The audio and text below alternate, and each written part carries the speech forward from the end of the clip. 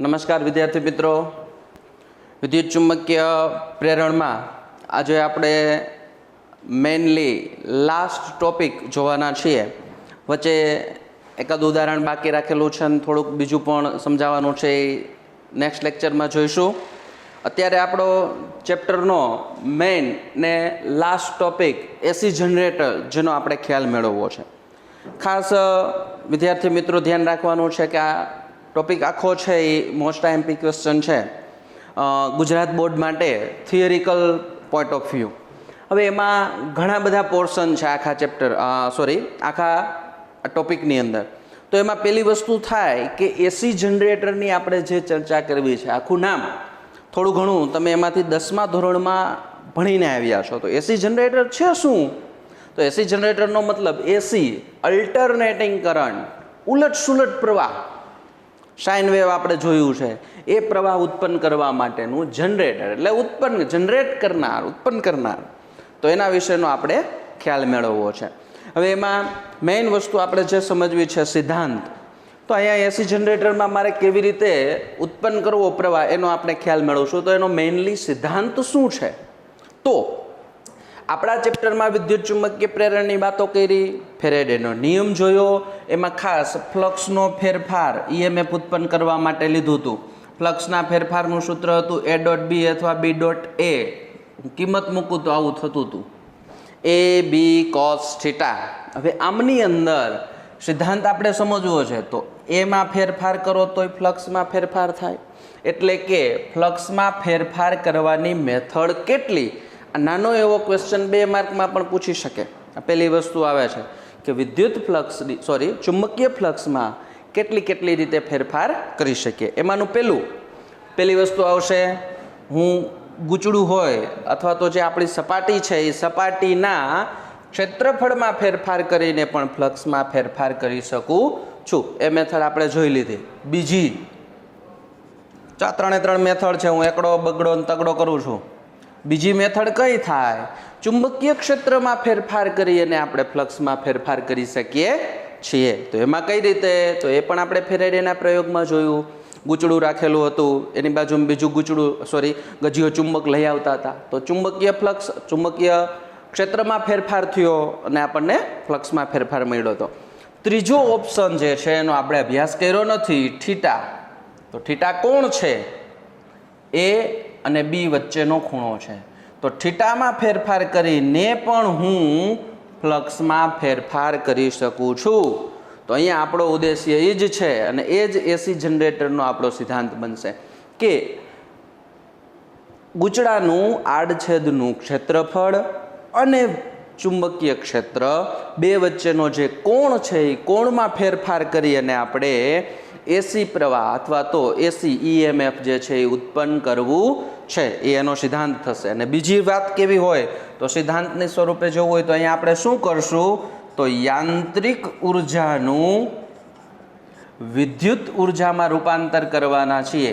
આ પણ સિદ્ધાંત જ કહીશું આપણે કે એક ઉર્જાનું બીજા ઉર્જામાં આપણે અહીંયા રૂપાંતર કરવું છે. કઈ રીતે યાંત્રિક ઉર્જાનું રૂપાંતર આમાં થાય છે? તો એના માટે આ છે કે આપણે આડછેદનું ક્ષેત્રફળ અને ચુંબકીય ક્ષેત્ર બંને વચ્ચેનો કોણ બદલીને યાંત્રિક ઉર્જાનું વિદ્યુત ઉર્જામાં રૂપાંતર કરી શકીએ છીએ.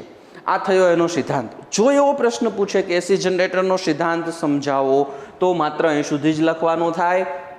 હવે એસી જનરેટરની આપણે રચના જોવી છે. મોસ્ટલી રચના તમે 10મા ધોરણની અંદર આ વસ્તુ જે છે એનો અભ્યાસ કરીને જ આવ્યા છો. 2 વસ્તુનો તમે ત્યાં અભ્યાસ કરેલો હતો, એક એસી જનરેટર હતું અને એક મોટર હતું. તો આપણે અહીંયા જનરેટરનો ખ્યાલ મેળવવો છે. તો આપણા સિદ્ધાંત અનુસાર જે વાતો કરી એ અનુસાર બી અચળ રાખવું છે. તો પહેલેથી જ મેં 2 શક્તિશાળી ચુંબકો સામસામેની બાજુએ રાખી દીધા, વચ્ચે જગ્યા રાખેલી છે. એ જગ્યામાં અહીંયા ચુંબકીય ક્ષેત્રની હું વાત કરીશ તો ચુંબકીય ક્ષેત્રની દિશા બ્લેક પેનથી દોરું છું.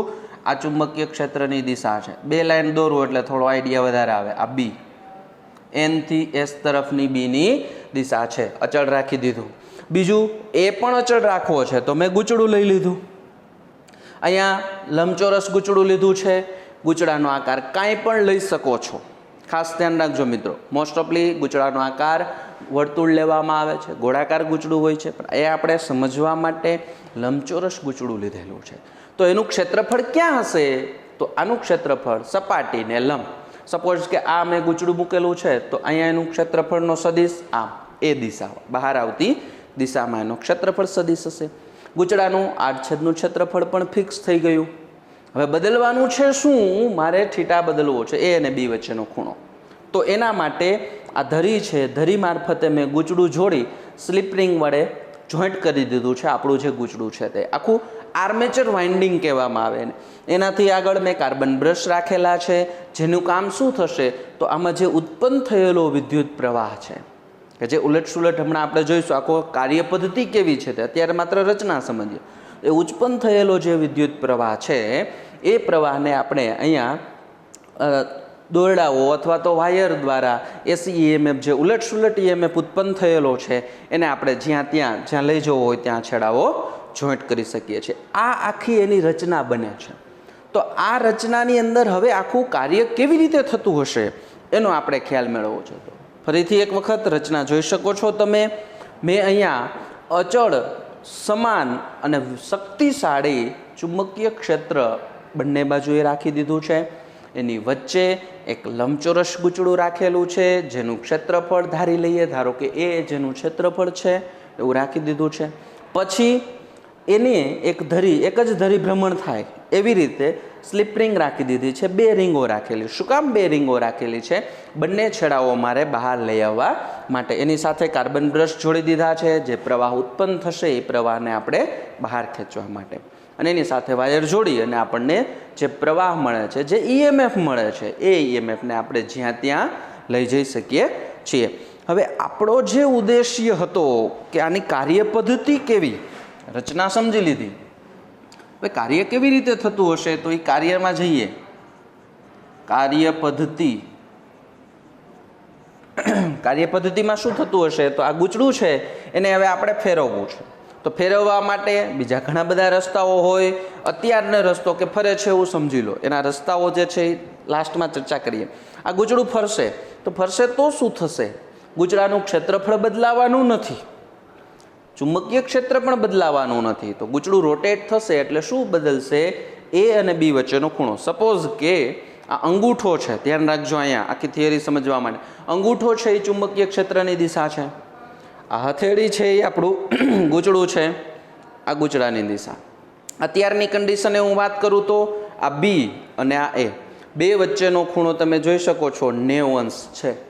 હવે હું ગૂંચળાને રોટેટ કરાવું છું, આ આમ જ રહેશે, ચુંબકીય ક્ષેત્ર બદલવાનું નથી. આ ગૂંચળું અત્યારે આમ જુઓ, 2 પેન. હવે ગૂંચળું હું ફેરવું તો આની સાથેનો ખૂણો પણ બદલાશે. ખૂણો બદલાશે એટલે આપણને કાંઈક ચુંબકીય ફ્લક્સની અંદર ફેરફાર થયેલો જોવા મળવાનો છે. તો એ સિદ્ધાંત અનુસાર આપણે આગળ વધવું છે. તો એના માટે અત્યારે ગૂંચળા સાથે સંકળાયેલ ફ્લક્સ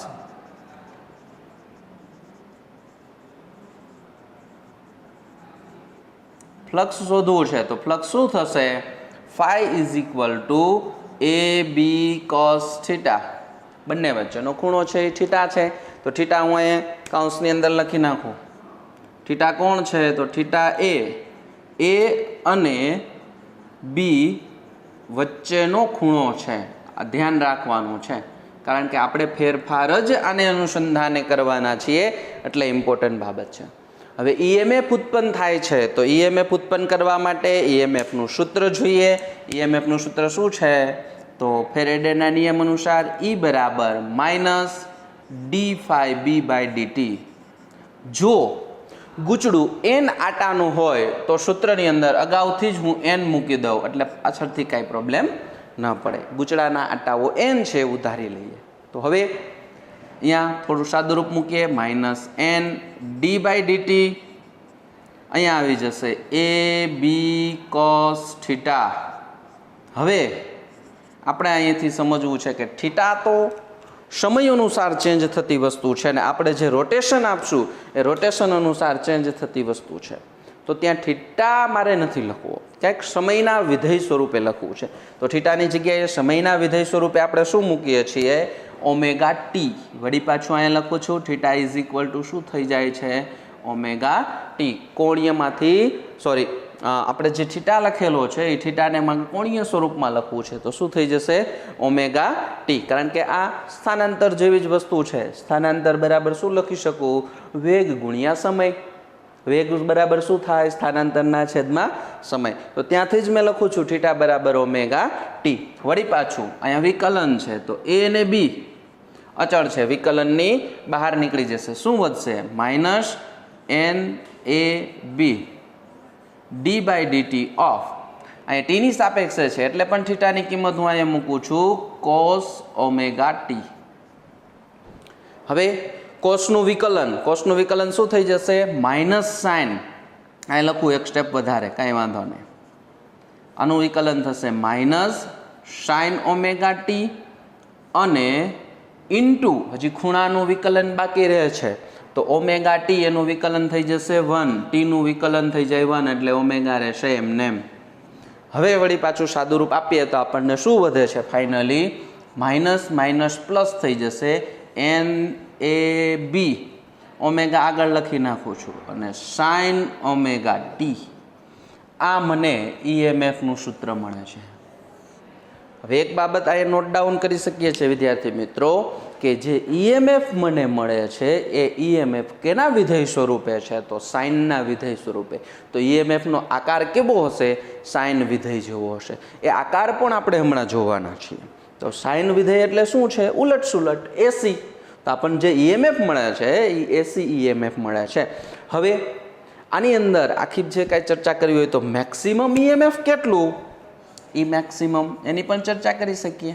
મહત્તમ મને પ્રેરિત ઈએમએફ કેટલું મળશે તો એન એ બી અને ઓમેગા તો મેક્સિમમ જ છે. સાઇનની કિંમત મેક્સિમમ કેટલી 1 તો આ મારું મેક્સિમમ ઈએમએફ બની જશે. કારણ પણ અહીંયા લખી શકીએ છીએ sine omega T equal to ±1. Maximum માટે પ્લસ જ 1 લઈ લઈએ તો આપણને આ કિંમત મળશે.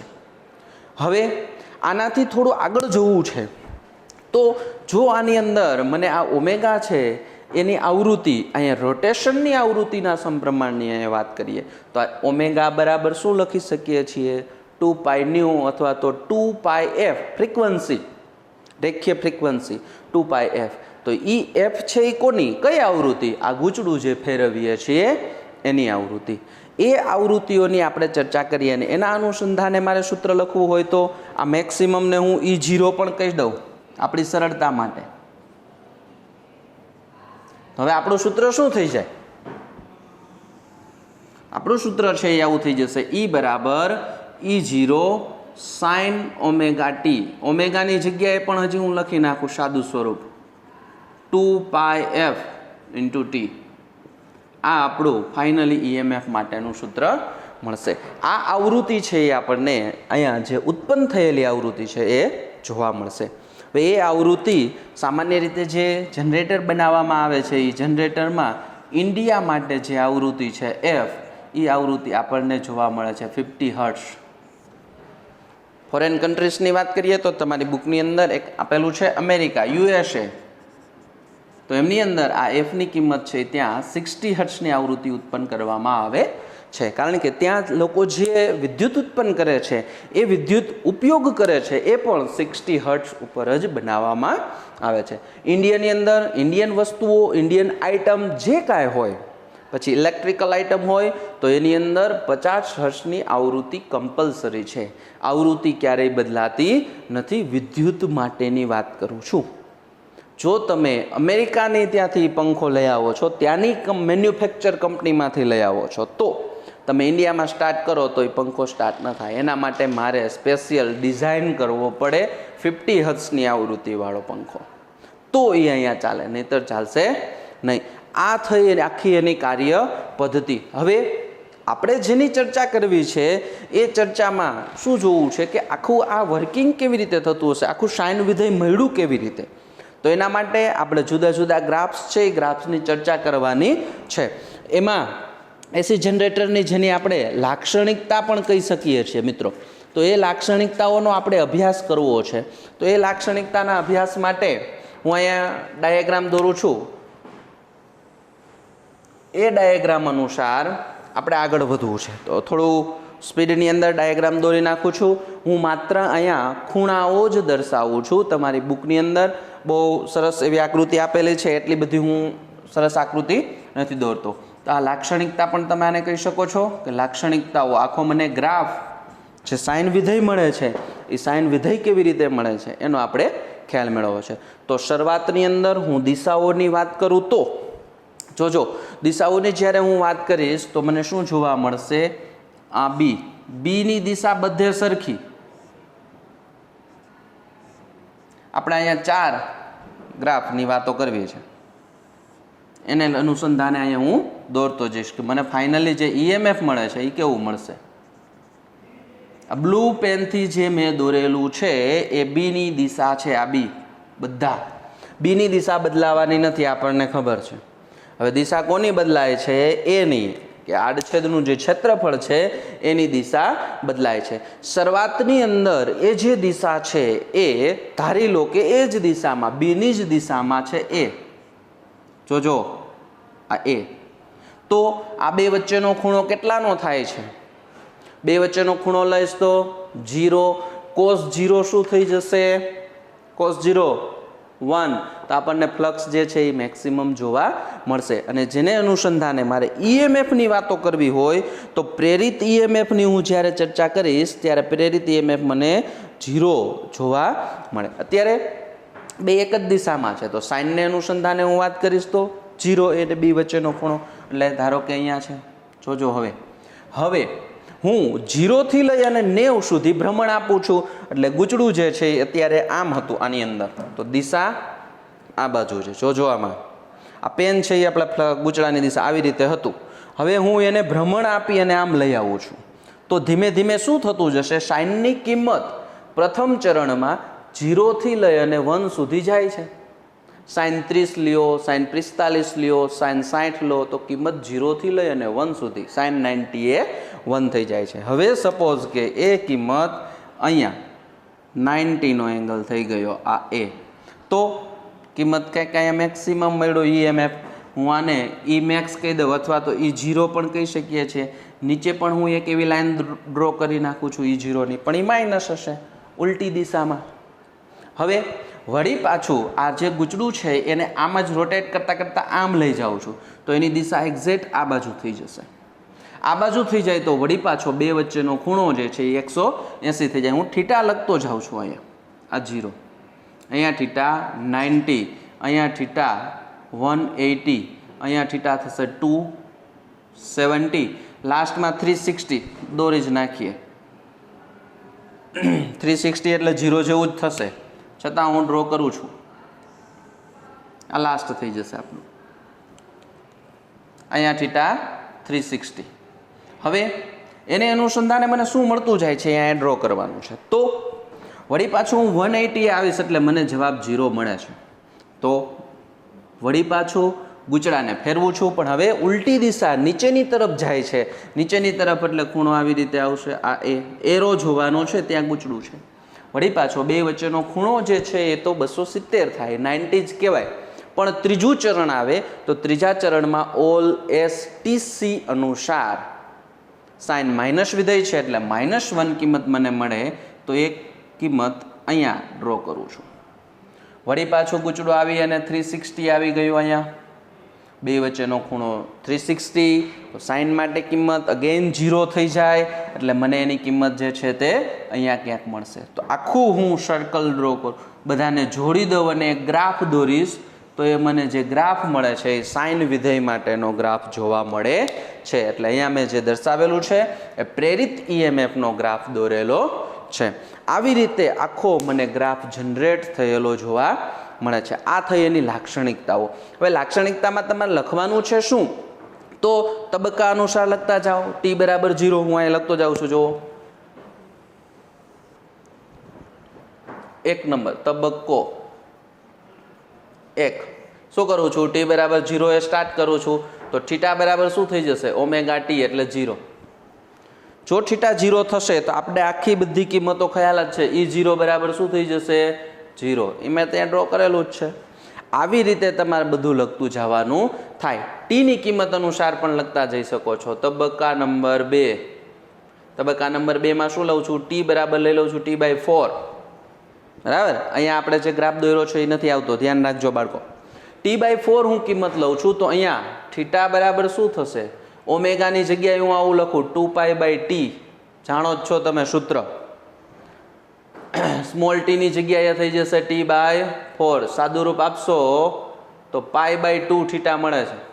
થીટાની કિંમત મળે છે π/2. તો sin π/2 એટલે આપણને E0 બરાબર E મેક્સિમમ જ મળશે, અથવા તો E0 જ કહી શકો છો. ખ્યાલ આવ્યો?